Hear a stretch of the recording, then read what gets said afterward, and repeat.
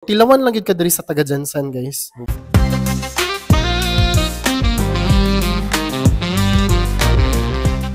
Budget friendly na ka, pero ano dili gyud po ka mo survive. For example, katong 27th grill bay. Sa una bay, to nasa Quirino. Ito bay budget friendly bay at gito sila. Pero kana lang pud gyud si Jansan kay for the hype lang gid siguro. Tilawan lang gid ka diri sa taga Jansan, guys. Bubalik gyapon og kanang pinaka-basic nga food. Balik gyapon sa pastil. Kanon sudan nga normal or sabihin man natin na ang uban di magunahuna ay kaya ko min lutuin.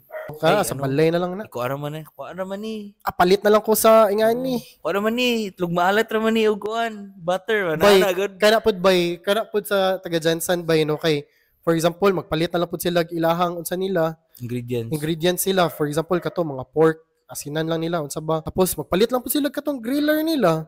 Nya kimchi. Nya sa balay na lang sila. Home of champion kita. Kay kaya lagi nato tanan buhaton. Home of the champions gid kayo kay kaya ra lagi gid basta taga Jansan ka, kaya ra gid kayo.